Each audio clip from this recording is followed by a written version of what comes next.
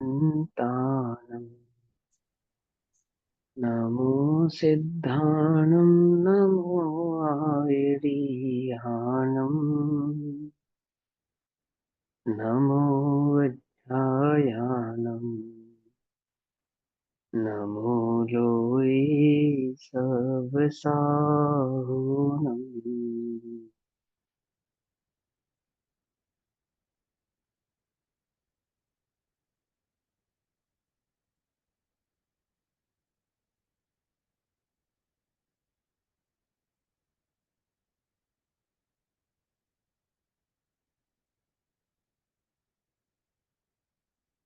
मंगलम भगवान वीरो मंगलम गौतमो गणी मंगलम कुंद कुंदार्द्यो जैन धर्मोस्तु मंगलम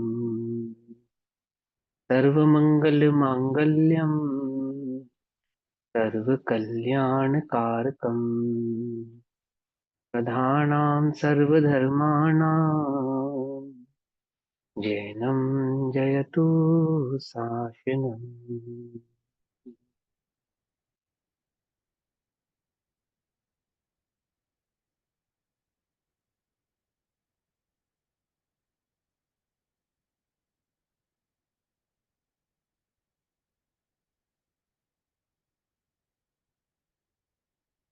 रात्रिकालीन कक्षा का विषय समाधि मरण संलेखना आदरणीय श्री छोटे दादाजी के माध्यम से लिखी गई पुस्तिका के आधार से चल रहा है। जहां तक भाव हमने कल पढ़ा था उसके आगे का भाव आज हम पढ़ेंगे। धर्मानुरागी, धर्मात्मा, परोपकारी, वात्सल्यता, चुठारी, करुणा रस से भीगे पुरुषों का संगम महा उज्जवल पुण्य के उदय से मिलता है। तथापि अपने पुरुषार्थ से उत्तम पुरुषों के उपदेश का संगम मिलाना चाहिए। स्नेह और मोह के जाल में उलझाने वाले धर्म रहित स्त्री पुरुषों का साथ दूर से ही छोड़ देना चाहिए। हाँ, यहाँ पे पुरुष माने जीव है, और जो आपके विषय कषाय राग आदि भाव को बढ़ाते हो ऐसी संगति छोड़ देनी चाहिए। जो धर्म की रुचि बढ़ाती हो, वीतराग भाव को बढ़ाती हो, मोक्ष मार्ग को प्रशस्त करते हो, ऐसे संघ का साथ हमेशा रहना चाहिए। सत्संग, शुद्धाचरण, श्रुत अभ्यास, आत्म भावना, ये हमारी बनी रहनी चाहिए। ठीक है ना। धर्मात्मा निकट हो, चर्चा धर्म सुनावे, वो सावधान रखे गाफिल न होने पाऊं। और परिवार मित्र जन से मैं मुंह को हटाऊं। किसकी दृष्टि रहे, मतलब किसका संग रहे मुझे? धर्मात्माओं का तो संग रहे। और जिनकी जो धर्मात्मा नहीं है, ऐसे परिवार जन भी क्यों ना हो, मित्र भी क्यों ना हो, उनके साथ मेरा कोई भाव, कोई मोह नहीं रहे। ऐसी भावना एक छपक जीव की रहती है, जो समाधिस्थ जीव की रहती है। ठीक है ना। फिर भी ध्यान रखना जब भी हम कहें समाधिस्थ भाव या छपक भाव, तो उसका मतलब ये नहीं है कि मरण काल का समय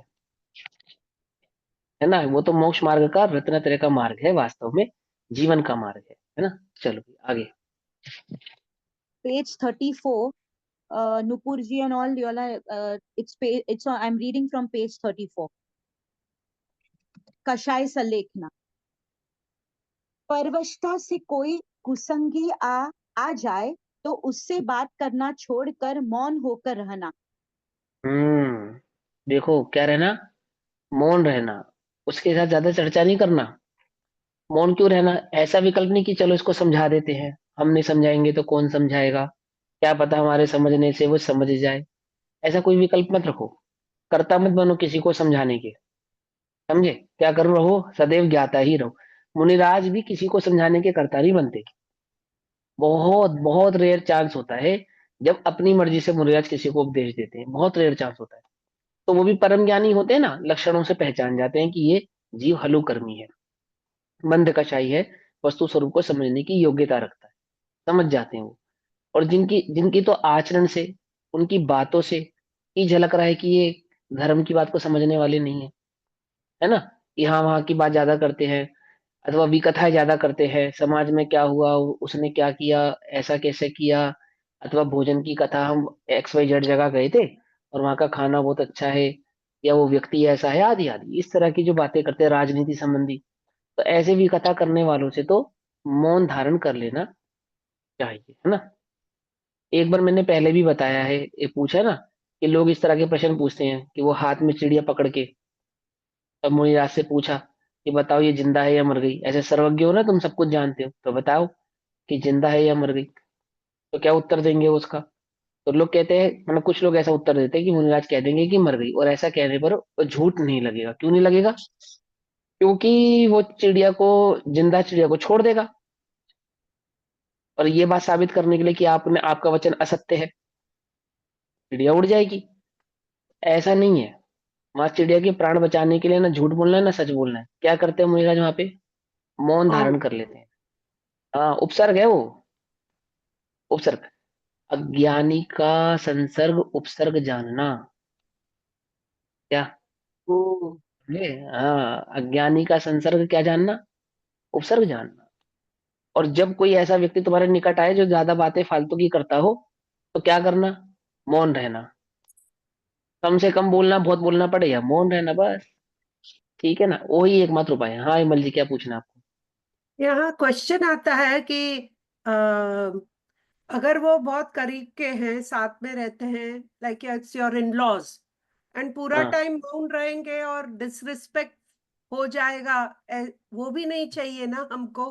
क्योंकि कशाय बढ़ हाँ। जाएंगी घर में, क्या करने का ऐसे हाँ, सिचुएशन में।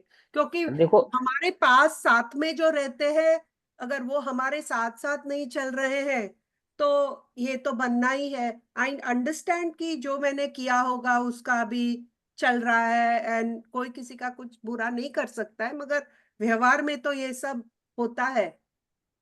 घर में, गृहस्थी में, परिवारजनों में कोई ऐसा व्यक्ति है जो विकथा ज्यादा करता है, हाँ, तो उस विकथा में करे क्या, हम क्या करें? हम क्या कर सकते हैं? तो पहला काम तो तुम मौन रखो। दूसरा काम क्या करो? अज्ञानी बने रहो ना। अज्ञानी रहो कि हाँ हम तो कुछ जानते नहीं। प्रिटेंड करो कि हम तुम्हारा सुन रहे हैं, सुनते रहो। ज्यादा दृष्टा होकर सुनते रहो, क्या कर सकते हैं? और जब तुम निवृत्ति ले लो, तो कह दो भाई हमारी इन इन चीजों का नियम है, इन चीजों का त्याग है, हम ऐसी बातें नहीं करते। अगर तुमने निवृत्त भाव धारण किया है, त्याग भाव धारण किया है, तो अपना नियम बतलाओ ना कि मेरा ये नियम है, मेरा ये नियम है, अमुक अमुक नियम है, मेरा इन नियमों का मैं पालन करता हूँ। किन नियमों का? कि मैं राजनीति की बातों का मेरा त्याग है, भोजन आदि विकताओं का मेरा त्याग है ना। अथवा किसी की बुराई करने का, ईर्ष्या आदि पर भाव करने का मेरा त्याग है, और फिर उसको निष्ठा से पालन भी करो। ऐसा नहीं उसको तो मना कर दे, वो खुद कर रहे हैं, और किसी और के साथ वो है ना। बात की।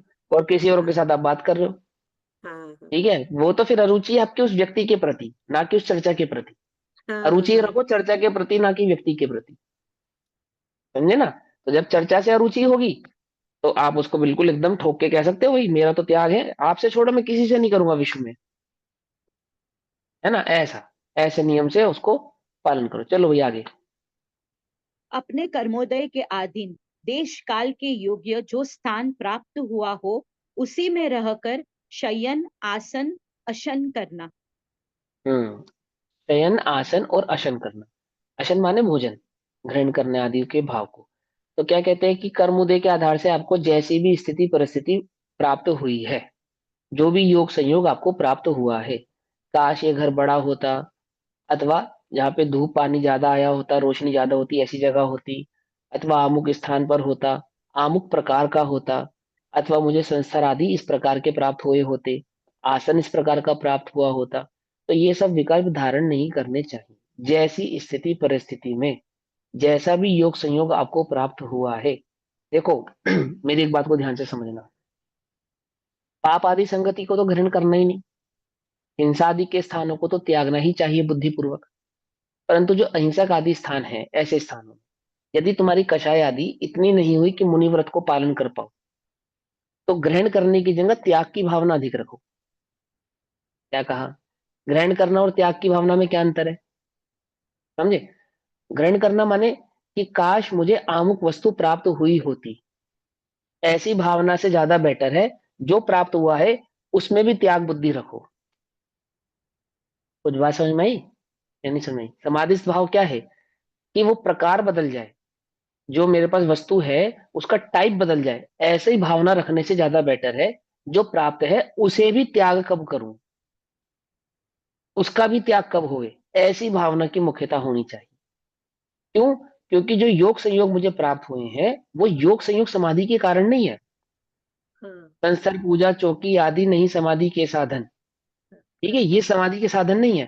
समाधि तो वास्तव में अंदर में जो निर्विकल्प भाव है, निकषाय भाव है, निष्पाप जो आचरण दशा है वो है। और 5 पाप होते ना, तो इसमें एक परिग्रह नाम का पाप होता है। तो क्या है परिग्रह? ग्रहण करने का परिणाम।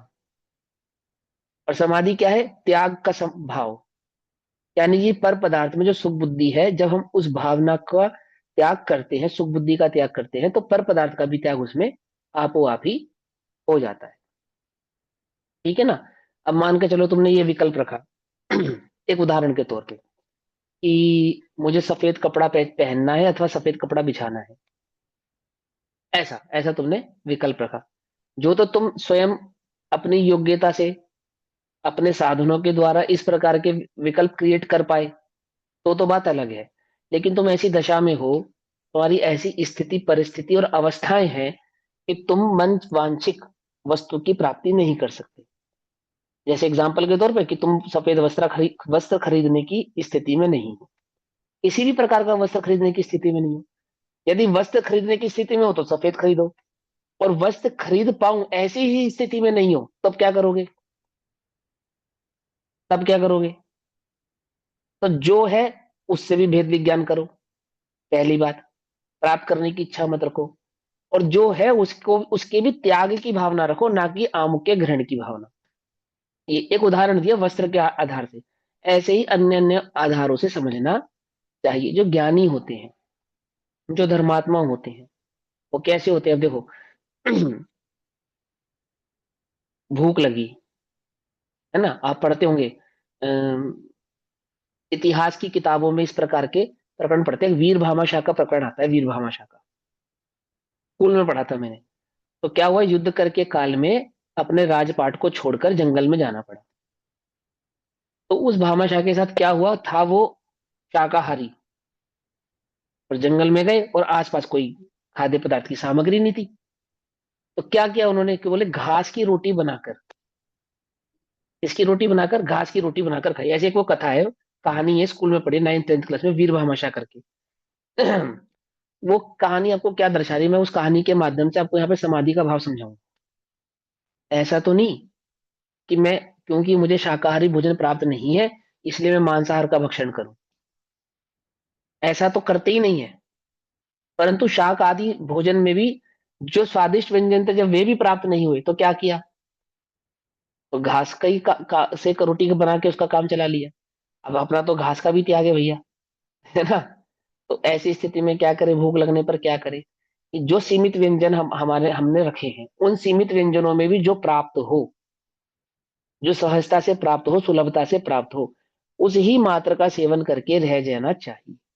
अब बहुत अधिक विकल्प नहीं करने चाहिए, बहुत अधिक अपने चित्त को नहीं भ्रमाना चाहिए। समझे? सेना होती है ना, जो बॉर्डर पे खड़ा होता है सैनिक, वो भी 3 दिन तक मात्र पानी पी के गुजार देता है। भोजन की सामग्री नहीं पहुंच पाती टाइम से उनके पास, जो दादी के काल में। तो वो भी देश के प्रति निष्ठावान रहता है।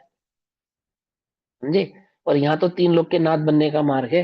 यहाँ आत्मा के प्रति कैसी निष्ठा और किस किस प्रकार की निष्क्रियता चाहिए जीव के अंदर, इसका आपको भली प्रकार से समझना पड़ेगा। जब तक हमारे चित्त में उस समाधि भाव के प्रति और इस रत्नत्रय के मार्ग के प्रति आदर परिणाम नहीं होगा, तब तक हमें क्या होगा? तब तक हमें पाप की और भोगों की रुचि होगी ही होगी। और ये पाप की और भोगों की जो रुचि है ना, यही निरादर है मोक्ष मार्ग का, अन्य कुछ निरादर नहीं है। क्या कहा? कुछ बात समझ में नहीं? निरादर और क्या है? इसी को निरादर कहा, अन्य किसी बात को निरादर नहीं कहते। जैसे पाप की रुचि है, उसे आत्मा की रुचि नहीं है। जिसे भोगों की रुचि है, उसे रत्नत्रय के मार्ग की अथवा मोक्ष मार्ग की रुचि नहीं है। और जिसे रुचि नहीं है वही निरादर है। अन्य तो कोई भाव निरादर का होता नहीं है। तो क्या करना कि जो भी वस्तु, स्थिति, जो भी परिस्थितियों में जो भी वस्तुएं आपको प्राप्त है, पहली बात तो एक मंत्र जो प्राप्त है सो पर्याप्त है। दूसरा, मूल मंत्र, ये तो उत्तर मंत्र है, ऊपर ऊपर का। जो भी प्राप्त है उससे भी भेद विज्ञान करना, क्योंकि मैं अपने आप में क्या हूं? परिपूर्ण हूं। समझे? मैं अपने आप में परिपूर्ण हूँ, बाह्य वस्तुएं मेरे सुख आदि के साधन नहीं है, अथवा ये मेरी समाधि के साधन नहीं है। उनसे भी क्या रखना, भेद विज्ञान रखना। क्योंकि मूल प्राप्ति त्यागोपादान शून्यता शक्ति का धारी आत्मा कैसा है कि बाह्य वस्तु की प्राप्ति से पूर्ण होता नहीं है, पूर्ण होता नहीं, पूर्ण है, ऐसी दृष्टि से ही पूर्णत्व को प्राप्त होता है। मैं परिपूर्ण ज्ञायक भगवान आत्मा हूं, ऐसे निष्ठा दृष्टि से ही जीव को केवल ज्ञानादि गुणों की प्राप्ति होती है। यही नियम है, यही नियम है। और इसी बात में क्या रहना, अति निर्दयता पूर्वक भेद विज्ञान की आरी चलाते रहना और अपने परम स्वभाव में स्थिर रहना, ऐसा ही जो पुरुषार्थ करते हैं वे वास्तविक समाधि आदि भाव को प्राप्त होते हैं। यूं तो तुम जैन हो, इतना पुण्य तो करके ही आए हो कि तुम्हें इतनी ऐसी अवस्था प्राप्त हो जावे कि तुम्हें कोई पूछने वाला भी ना हो, पानी पूछने वाला भी ना हो, ऐसा तो तुम्हारे साथ होने वाला नहीं है। लेकिन तैयारी ऐसी रखना, तैयारी ऐसी रखना। सैनिक की तैयारी कैसी है कि हाथ भी कट जावे, पैर भी कट जावे, है, और अगर सांस है, शरीर में सांस है, सांस है, और सांस मात्र भर बाकी है, तो भी जिंदा रहने के लिए देश के साथ गद्दारी नहीं करना। ऐसी तैयारी ना उसकी, ऐसी तैयारी ना कि तन जाए तो जाए, पर क्या नहीं जाए, देश नहीं जाना चाहिए, है ना उसकी तैयारी ऐसी। और वर्तमान में एकदम पर्टिकुलर ऐसी ही तैयारी है। जो छूट जाने वाला है, जो नश्वर पदार्थ है, जब उसके प्रति ऐसी तैयारी हो सकती है ना। जमीन के एक टुकड़े के लिए लोग खुद को भी गोली मार लेते, दूसरे को भी गोली मार देते। बोलो मार देते नहीं मार देते?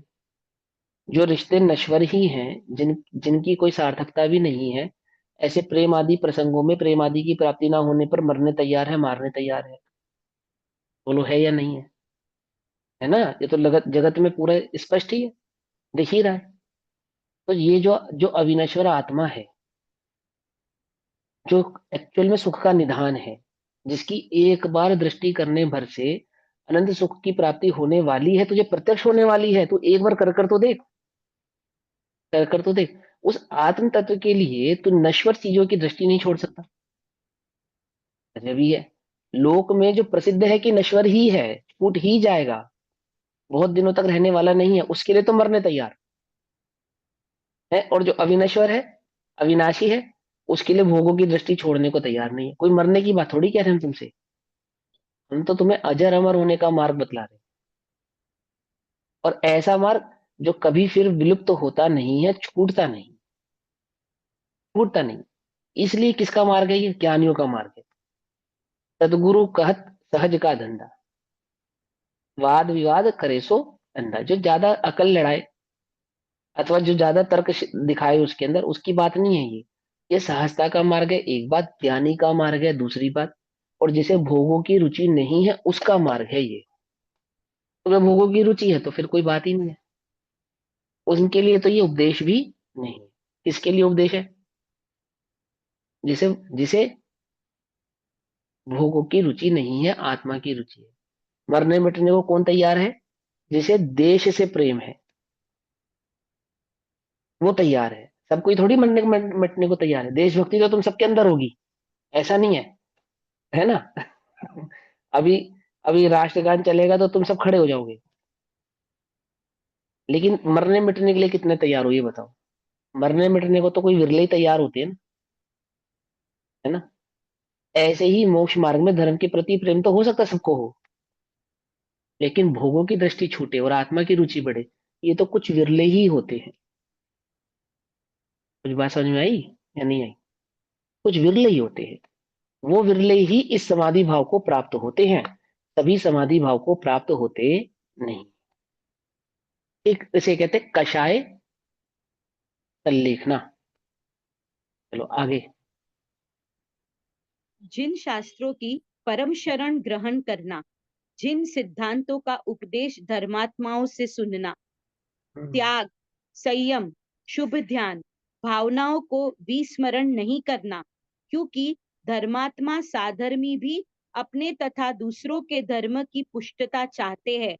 धर्म की प्रभावना चाहते हुए धर्मोपदेशादि रूप वैयावृत्य में आलसी नहीं होना।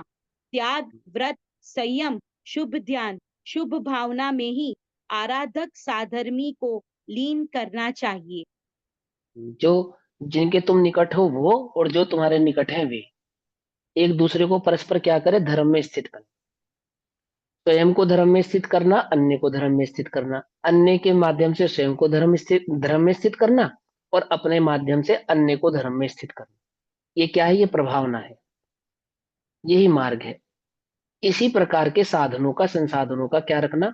हमेशा संयोग रखना। व्रत, तप, त्याग, उपवास, संयम आदि से कभी भय नहीं खाना, उनसे विमुख नहीं होना। सदाचरण और शुद्ध अभ्यास में निरंतर अपने उपयोग को लगाए रखना। क्यों लगाए रखना? क्योंकि यही यही तुम्हारे उपयोग को सही रखने में, शुद्ध रखने में, शांत रखने में मूल कार्य करने वाले हैं, काम आने वाले हैं। अन्य कोई काम आने वाला नहीं है। ठीक है ना? जिन साधर्मियों के साथ तुमने जीवन भर धर्म की चर्चा की होगी, उनकी शक्ल मात्र देखने से तुम्हें धर्म की याद आ जाएगी। आ जाएगी, नहीं आ जाएगी?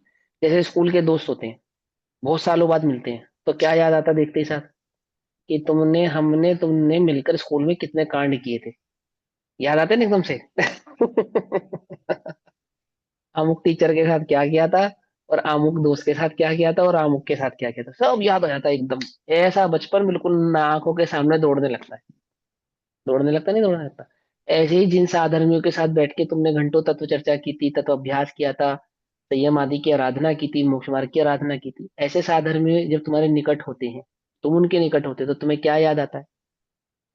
क्या याद आएगा? सहज है ना, वो तो सीधी सीधी सी बात है। तो इसलिए क्या करना?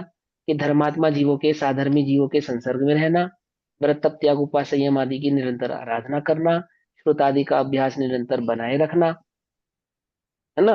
और जो खराब विकल्प हैं, जो संसार को बढ़ाने वाले विकल्प आदि हैं, उनसे हमेशा दूर रहना। हाँ जी हेमल जी। यहाँ जो शब्द का प्रयोग किया है, शुभ ध्यान, वो क्या है? शुभ ध्यान है ना, इसको ये इस प्रकार की भावना को शुभ ध्यान कहते हैं। कौन ये सी भावना?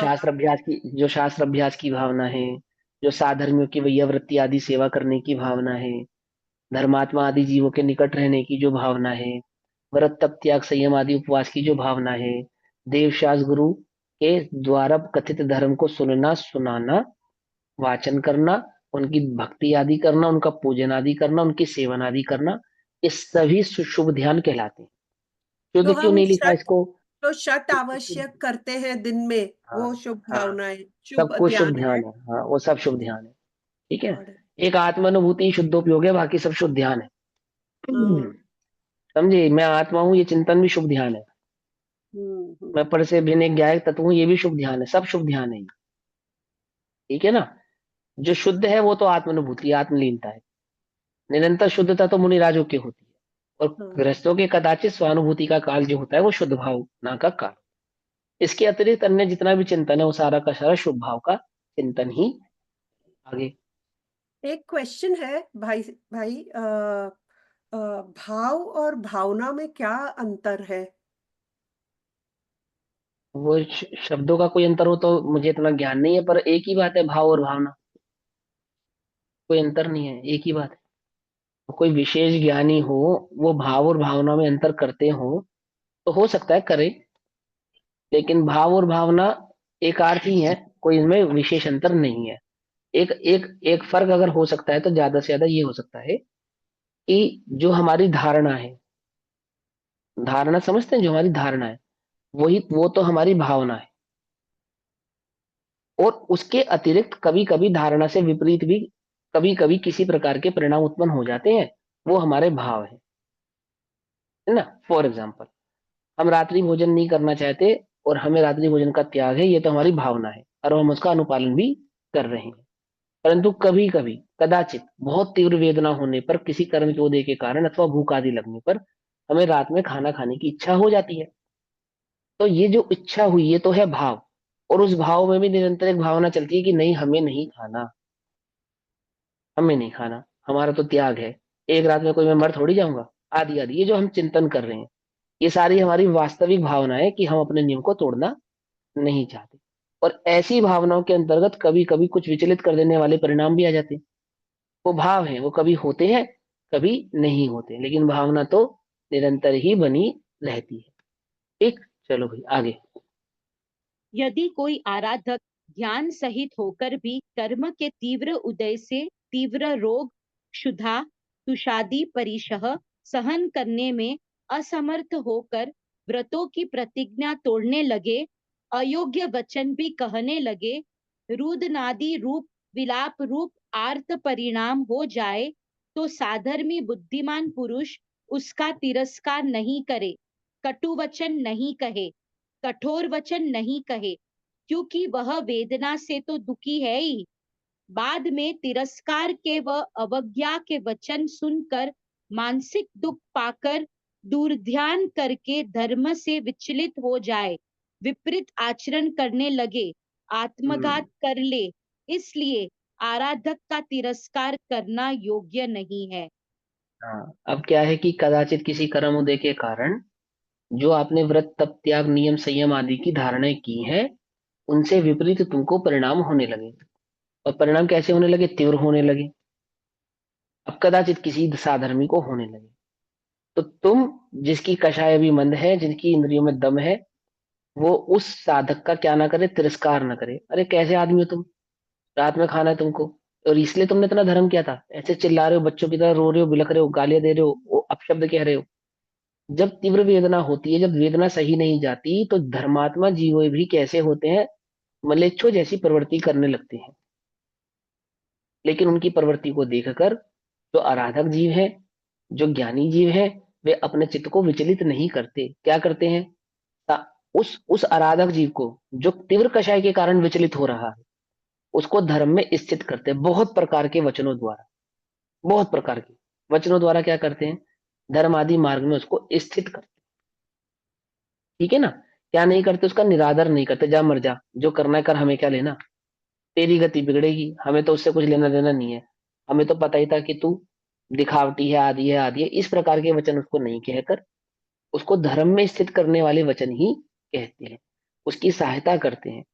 जो भी योग्य उपाय हो सके वह योग्य उपाय करते हैं, करने योग्य योग्य उपाय करते हैं, और अयोग्य उपाय से उसका निरंतर भेद विज्ञान करा के रखते हैं। वो धक्का दे देवे, मार देवे, अपशब्द कह देवे, समझे ना?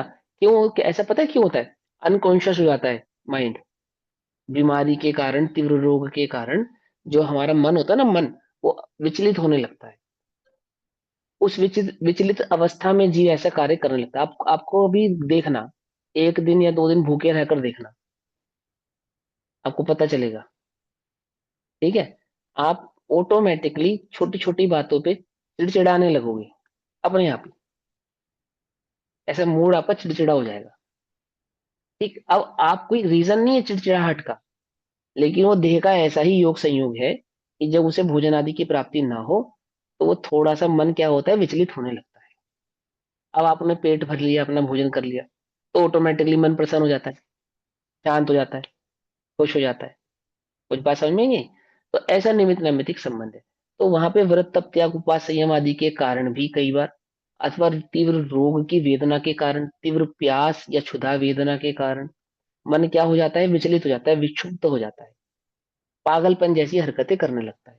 और उस पागलपन की हरकतों में क्या करता है? वो तीव्र वेदना में क्या करता है? जो उसकी सेवा कर रहा है उसे धक्का दे देवे, लात मार देवे, अथवा उसे अपशब्द कह देवे, है ना, उसे कह दे निकल जाओ यहाँ से, तुम तो हमारे को मारना ही चाहते हो, आदि आदि इस प्रकार के वचन कह देवे। तो भी जो उसकी सेवा करने वाला निर्यापक है, वो धैर्य रखता है, उसकी बातों को अनसुना कर देता है। आपने देखा है डॉक्टर, हॉस्पिटल में देखा, डॉक्टर जब इंजेक्शन लगाता है तो बच्चा क्या करता है डॉक्टर के साथ? देखा है? और कई बार तीव्र वेदना होती है ना, तीव्र वेदना, जब तीव्र वेदना वाले रोगी आते हैं हॉस्पिटल में, तो वो डॉक्टर को धक्का दे देते हैं, मालूम, उनका हाथ कस के पकड़ लेते हैं। कुछ लोग तो नोच भी लेते हैं। आप कहोगे नहीं भैया ऐसा नहीं होता, तुम्हें पता ही नहीं है, तुम डॉक्टर से पूछो, वो बताएगा तुम्हें। तो भी डॉक्टर क्या करता है? उसको मरने देता है?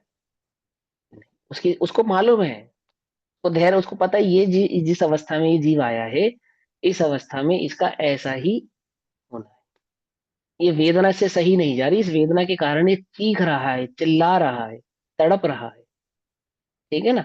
जिस जमाने में एनेस्थीसिया नहीं दिया जाता था, है ना, तो उस जमाने में क्या होता था, अफीम वगैरह के माध्यम से उसको मरीज को बेहोश करके या उस मरीज की थोड़ी इंद्रिय शिथिल करके उसका कार्य किया जाता था, उसका काम करते थे, मतलब उसका इलाज करते थे।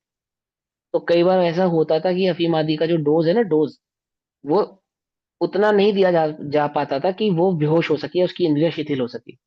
तो ऐसी स्थिति में जब उसको चीरा लगाते थे, मतलब कि उसके शरीर के अंगों को सीलना या उसके घाव की सफाई करना, तो ऐसा करते समय वो उस मरीज को बड़ी वेदना होती थी।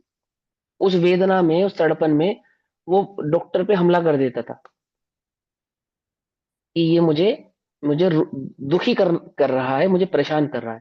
नर्सों को चोट लग जाती, ठीक है ना, डॉक्टरों को चोट लग जाती थी इलाज करते समय। ऐसी स्थिति और परिस्थितियों में वो क्या करते थे, जो डॉक्टर होते थे, जो नर्स होते थे, धैर्य नहीं खोते थे, इसीलिए उन्हें भगवान का रूप कहा। इतने धैर्यवान होते थे वो।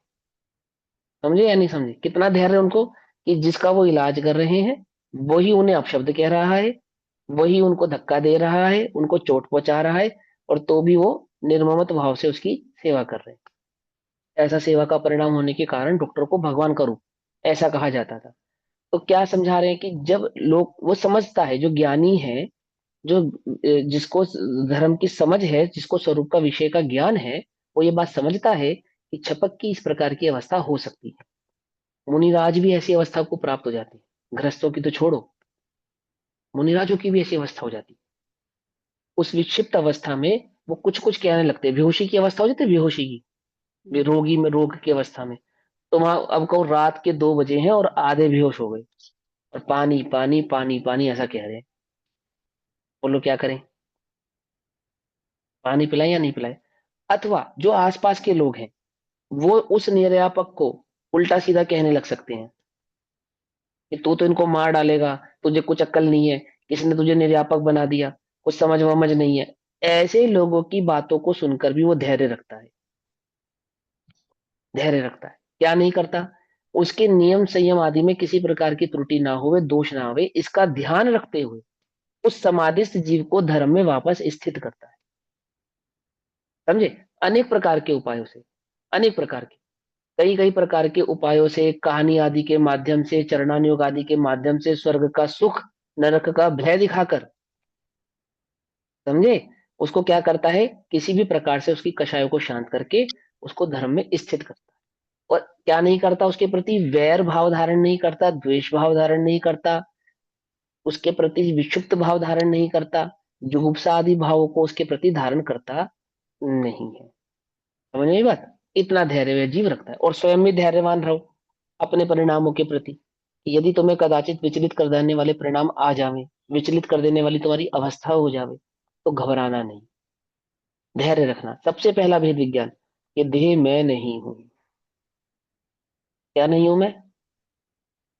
ये देह में नहीं। अब इस देह की जो अवस्था हो रही है होने दो, मैं नहीं, मैं नहीं हूं, तो मतलब मैं नहीं, और जो मैं नहीं हूं उसका मुझे विकल्प भी करना नहीं है।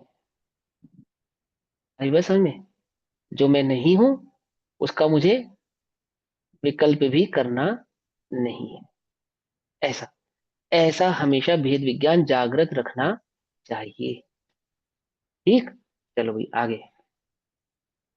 उपदेश दाता को बहुत धीरता धारण करके आराधक को स्नेह भरे वचन कहना, मीठे वचन कहना, जो हृदय में प्रवेश कर जाए, जिन्हें सुनते ही समस्त दुख भूल जाए, करुणा रस हम्म से भरे, उपकार बुद्धि से भरे वचन कहना चाहिए।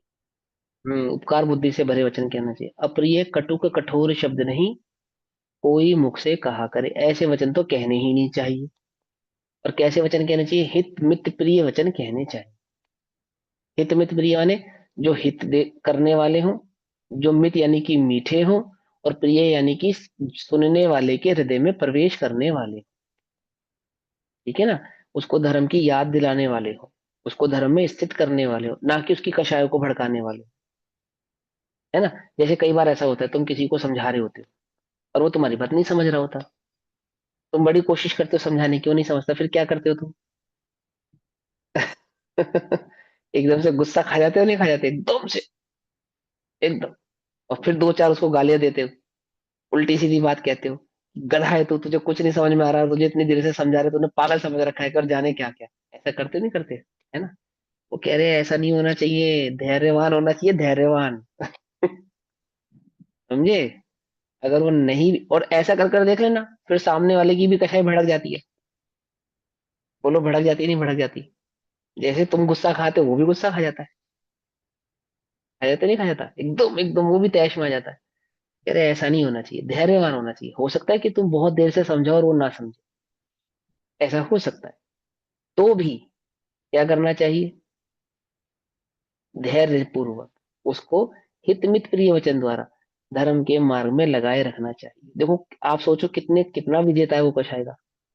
कल्पना कर करते हो तुम, देखो 5 मिनट समझा कर देखो किसी को, पता चलेगी तुम्हें। 5 मिनट तो मैंने बहुत ज्यादा कहा है। 5 मिनट घड़ी से देख कर तो तुम समझा ही नहीं सकते। 1 मिनट, 2 मिनट, 3, एक सवाल कोई तुमसे 4 बार से अधिक पूछ लेना, फिर देखो कोई एक सवाल नहीं। क्या समझा, नहीं तुमने इससे एक बार सवाल पूछा, तुमने उसको समझाया, फिर भी उसको समझ में नहीं आया, उसने दूसरी बार पूछा, उसने तीसरी बार पूछा, वही सवाल वो चौथी बार पूछे। ऐसा लगता है कि बस कि या तो वो पागल है या तो मैं पागल हूँ। लगता नहीं लगता। कि मैं पागल हूँ जो उसे समझाया जा रहा हूँ, या तो ये पागल है जो बार बार पूछे जा रहा है। ऐसा होता नहीं होता। अब पढ़ो मोक्ष और प्रकाशक जी में, वक्ता का स्वरूप पढ़ो, कितना प्यारा वक्ता का स्वरूप लिखा है। श्रोता का भी बहुत सुंदर स्वरूप है, वक्ता का भी पढ़ो। क्या लिखा, बहुवचनों को झेलने वाला हो। बहु बहु प्रश्नों को। ऐसे श्रोता हो सकते हैं जो बहुत प्रश्न करते हो, जैसे हमारी कक्षा में ना हेमल जी, बहुत प्रश्न करने वाले। है ना। तो बहुत प्रश्न करने वाला हो तो क्या करे, क्या करे, सहजता से सुने, अच्छे से उनके प्रश्नों को सुने, उनके प्रश्नों का सही प्रकार से समाधान करे। क्यों करे, क्यों, किस लिए बैठे हो आप वक्ता किस लिए बने हो, इसलिए बने। वो जो धर्म मार्ग में व्यक्ति आया है, जीव आया है, उसके धर्म क्षेत्र संबंधी प्रश्नों आदि का जब तक समाधान नहीं होगा, तो धर्म आदि की धारणा कैसे करेगा, चित्त में उस धर्म को धारण कैसे करेगा, जब समझ में ही नहीं आएगा तो। जब बात ही उसके सर के ऊपर से गुजर जाएगी, उस बात का वो रस ही कहाँ से पकेगा। तो रस तो तभी पकेगा ना जब वो बात समझ में आएगी। अब कुछ ऐसे होते हैं जो कुछ भी प्रश्न नहीं करते, ऐसे भी हमारी कक्षा में, जिनके पास कोई प्रश्न ही नहीं है। अरे ऐसे भी है जो बहुत प्रश्न करने वाले हैं, ऐसे भी होते हैं जो एक ही प्रश्न को कई कई बार रिपीट करते हैं, ऐसे भी है। लेकिन ये विवेक के साथ, क्या विवेक के साथ, कि सामने जो पूछ रहा है वो वास्तव में समझने की बुद्धि से पूछ रहा है। यदि वो मूर्ख है ना, तो नहीं। यदि वो कषायवान है तो नहीं। यदि वो विक्षिप्त है तो नहीं। कब, जब सामने वाला समझना चाहता है, समझने की भावना से समझना चाहता है, और सूक्ष्म ज्ञान आदि की कमी के कारण बात को ठीक से समझ नहीं पा रहा है, या थोड़ा देर लगा रहा है समझने में, तो उसके प्रति क्या रखे, धैर्य रखे। धैर्य रखे, और धैर्य होकर रखकर उसको समझावे, उसको पढ़ावे। पकड़ में ही बात। ऐसे ही वो धैर्य रख के क्या करे, शपथ, निर्यापक शपथ की सेवा करे। कैसे सेवा करे, कि वो कई प्रकार से उसको उकसाने का कोई कार्य कर सकता है, और ऐसा कार्य होने पर भी शांति से, सहजता से, उसकी बात को सुनकर, उसकी स्थिति परिस्थिति को देखकर, उसकी स्थिति परिस्थिति को समझकर, उसे कैसे हित मित प्रिय वचन द्वारा क्या करे, धर्म मार्ग में स्थित करे। अब ये प्रैक्टिस तुम अभी से करोगे ना, तब जाके हो पाएगी। अब जब तुम्हारी इंद्रिया स्वस्थ है, तुम्हारी बुद्धि स्वस्थ है, तुम्हारा ज्ञान स्वस्थ है, और भेद विज्ञान कर सकते हो, तब तो तुम किसी को समझाने का धैर्य खो जाते हो। और समझो जब तुम्हारी इंद्रियां भी शिथिल होंगी, बुद्धि भी कम होगी, ताकत भी कम होगी, उस समय कैसा होगा, कैसा होगा उस समय। कुछ बात समझे नहीं, तो इतना धैर्य तो रखना चाहिए। ये लक्षण है उसका, समाधिस्थ कर, जिस जीव ने संलेखना धारण की है उसका भी, और जो संलेखना में निमित्त है, करा रहा है, उसकी सेवा कर रहा है, उसका भी, दोनों का ये लक्षण है।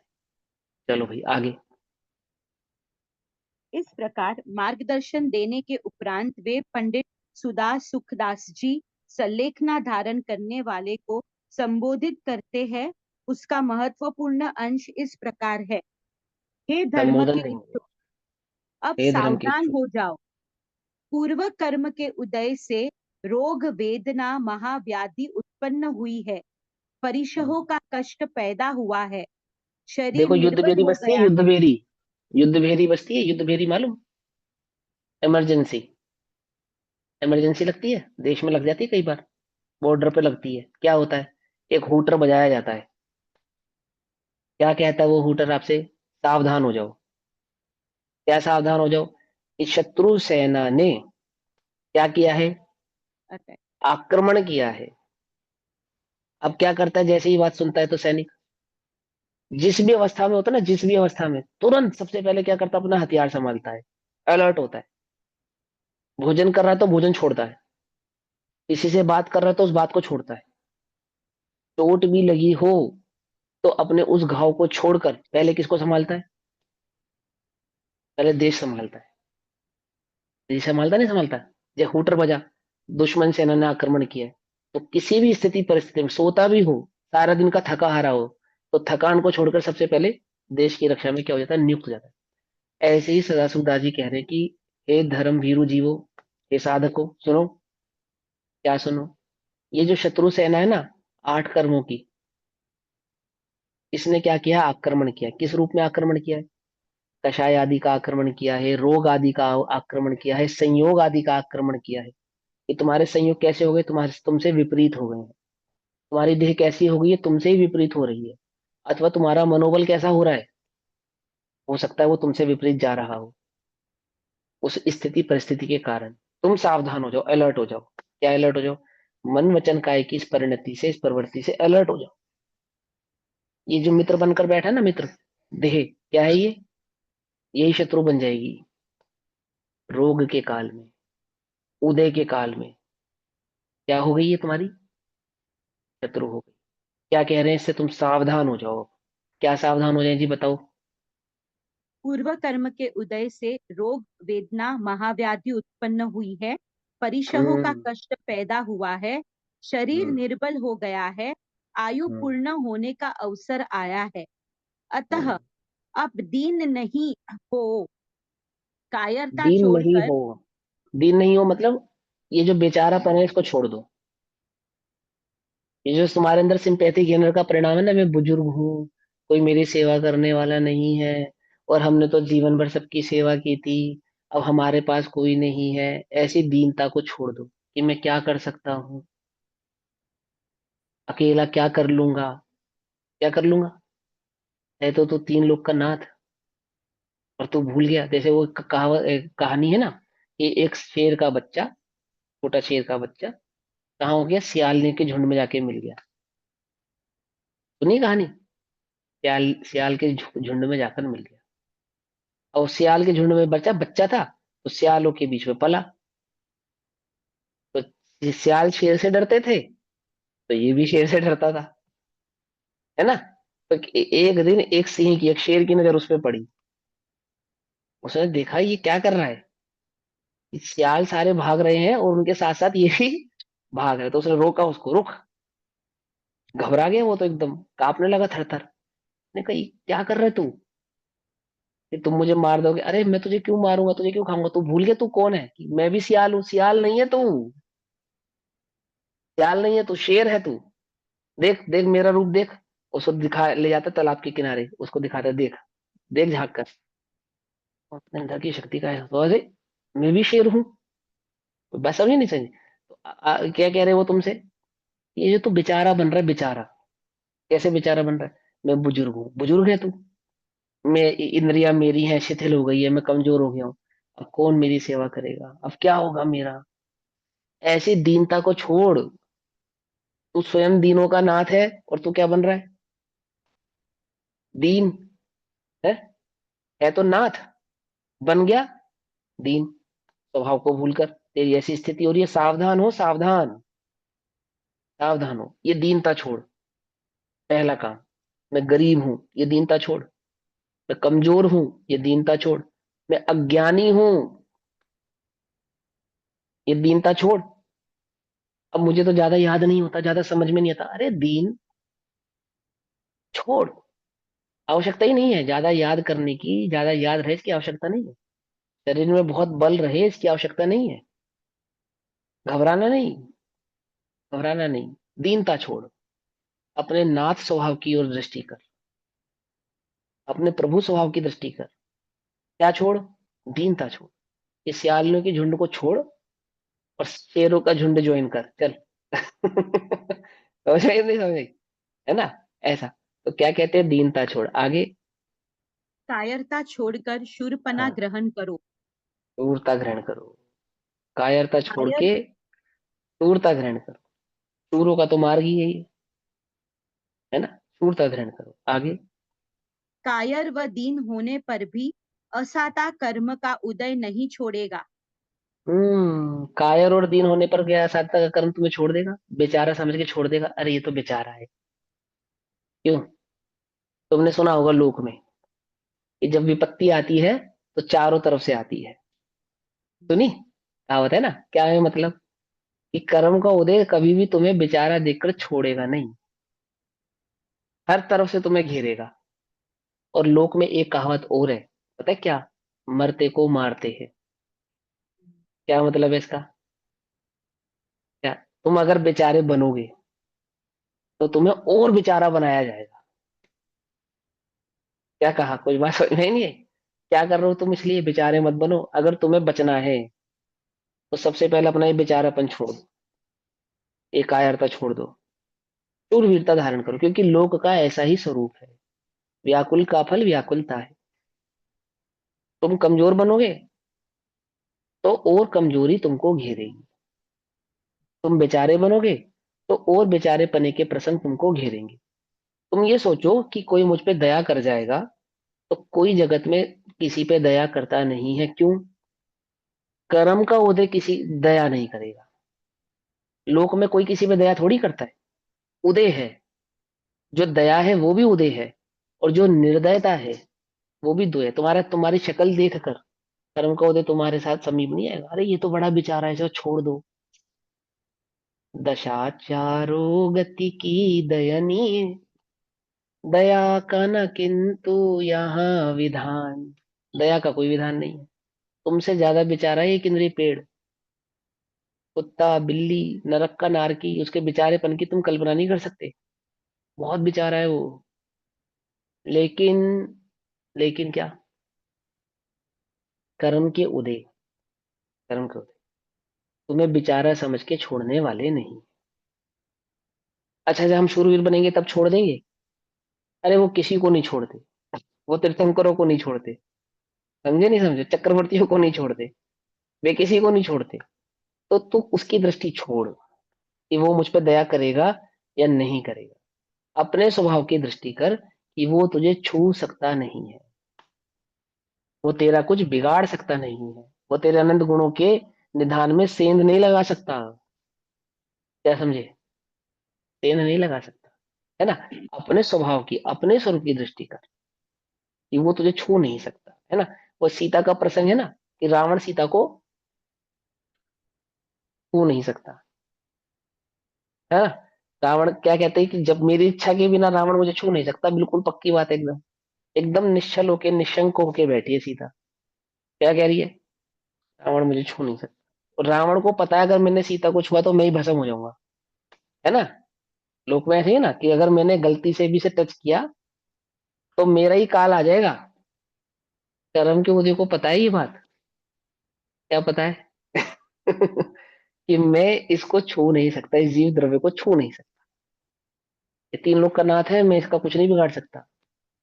हाँ, ये अपने स्वभाव को भूला है, तो भले ही मैं इसे कितना परेशान करूं, हैरान करूं, लेकिन ये अपने स्वभाव को जान गया तो मैं इसका कुछ नहीं बिगाड़ पाऊंगा, कुछ नहीं कर पाऊंगा इसका।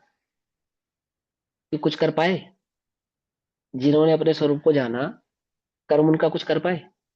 कुछ बिगाड़ पाए? कुछ नहीं कर पाए। 7 दिन तक पत्थर बरसे पारसनाथ भगवान पर, फिर क्या हुआ? फिर किसने हार मानी? हारा कौन? कर्म ही है, कर्म। कर्म ही वो हार गया। मोक्ष पाते।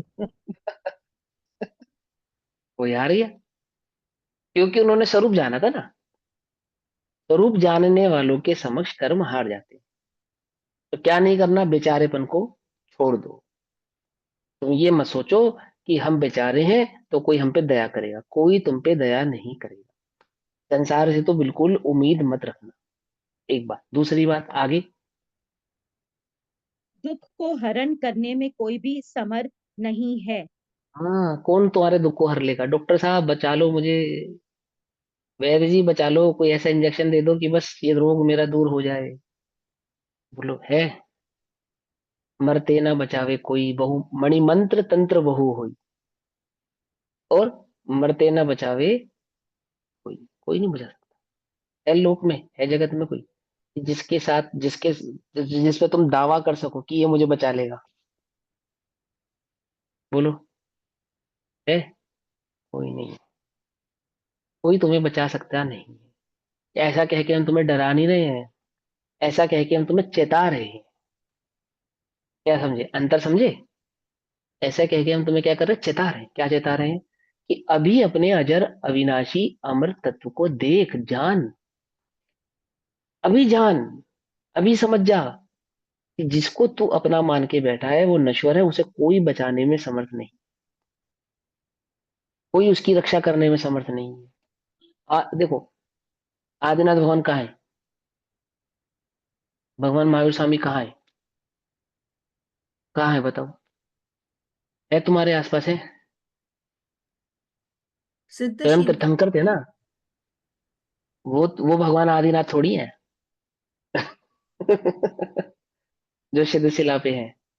जो आदिनाथ पना था ना, वो तो यहीं रह गया। क्या कहा? वो तीर्थंकर पदवी साथ थोड़ी ले गए, तो यहीं रह गई। बस समझना, ध्यान से बात को समझना है ना। वो जो महावीर भगवान की देह थी, भगवान महावीर स्वामी पना था, वो कहाँ है? वो तो यहीं रह गया। बताओ, वो भगवान होकर, स्वयं भगवान होकर भी अपने देह को क्या नहीं कर पाए? संरक्षित नहीं कर पाए, सुरक्षित नहीं कर पाए। ये भगवान होकर भी उस देह का क्या नहीं कर पाए? संरक्षण नहीं कर पाए।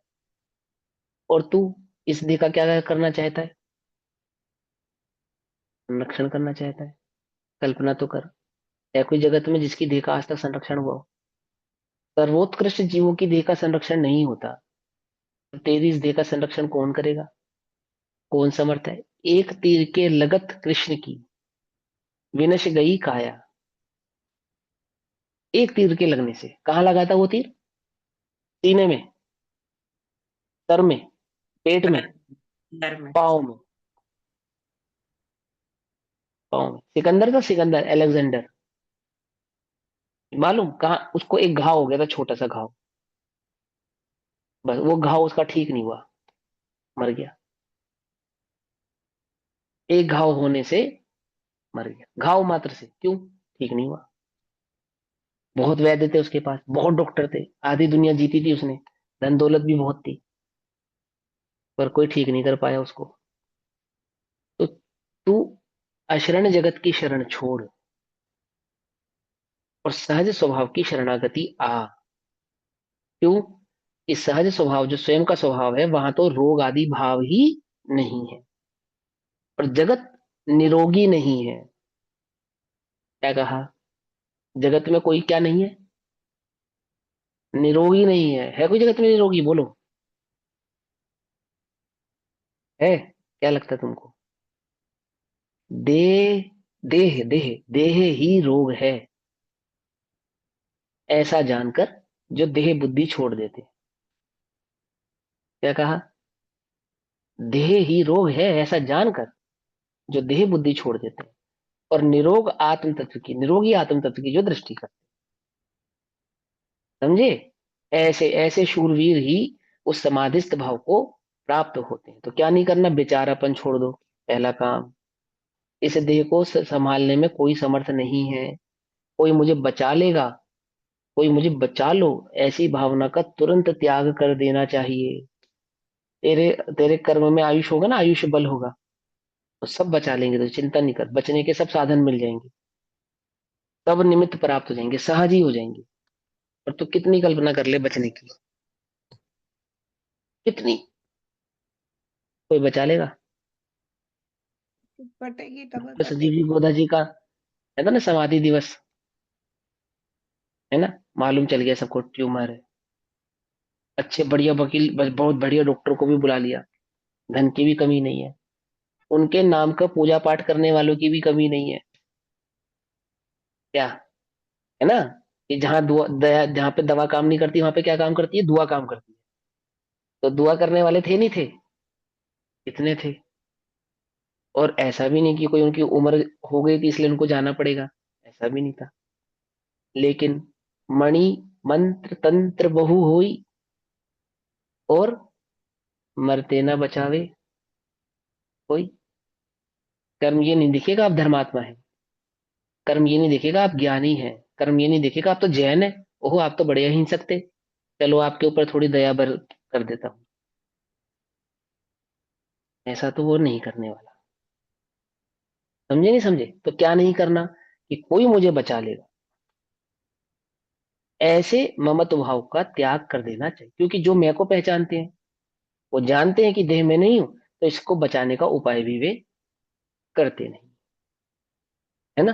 हिंदुओं में एक श्लोक है, अजगर करे न चाकरी पंछी करे न काम, और दास मलूका कह गए सबके दाता राम।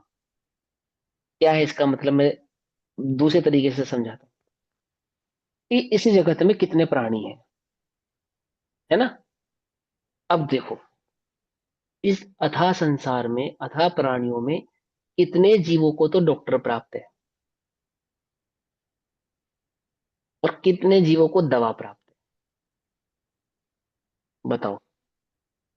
जंगल भरा पड़ा है जीवों से, भरा पड़ा है, शहर भरा पड़ा है, गांव भरे पड़े हैं, भरा पड़ा है ना। जहां चले जाओ वहीं जीव राशि तुम्हें प्राप्त हो जाएगी। त्रियंच आदियों में कितने त्रियंचों को तो डॉक्टर प्राप्त है। शहर के पालतू जानवर तो रोग से मर रहे हैं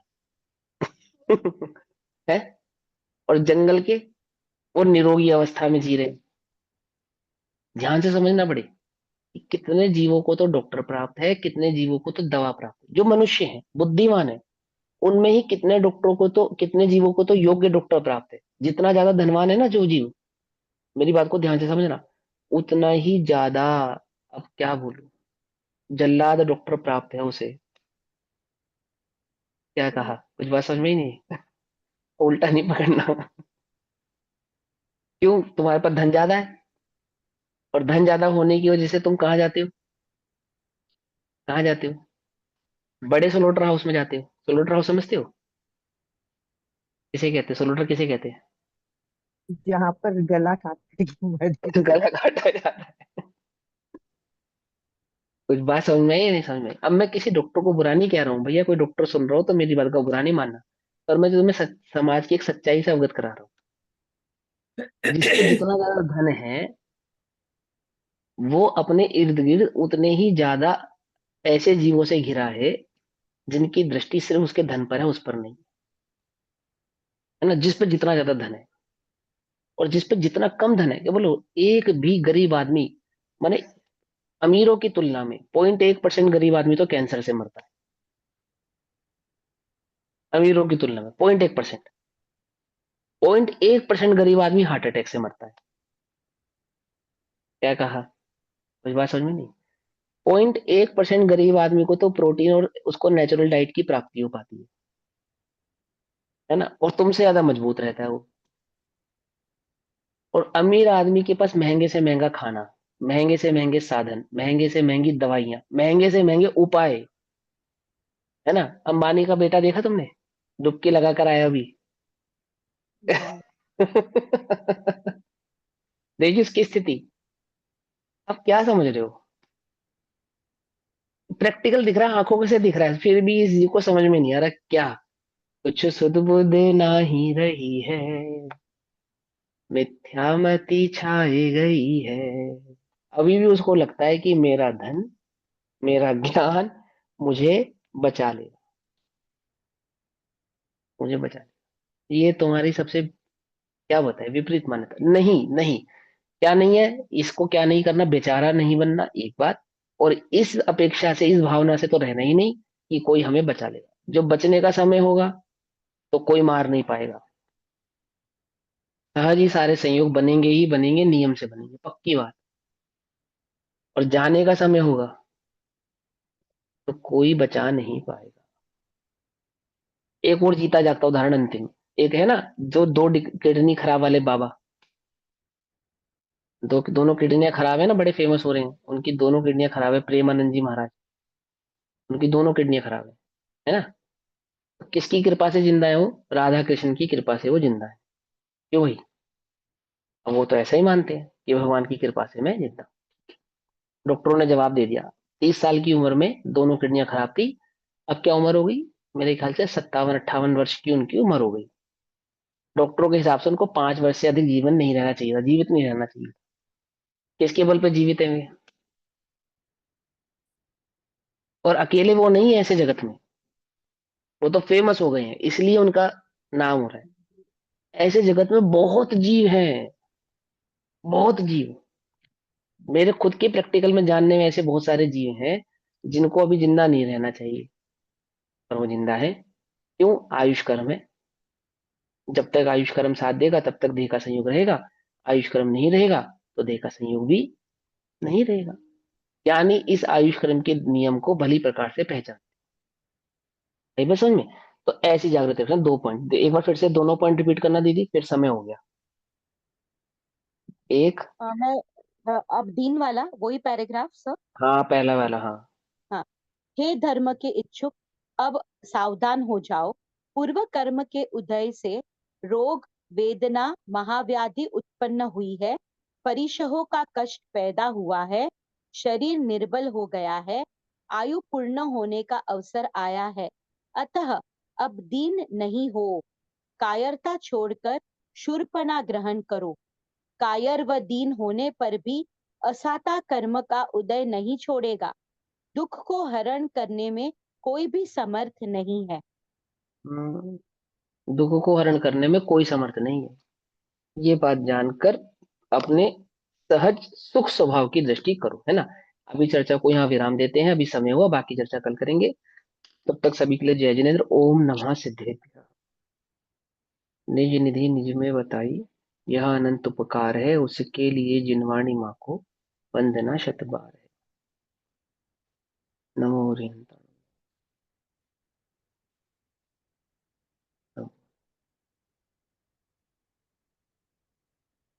नमो हरिहंताय।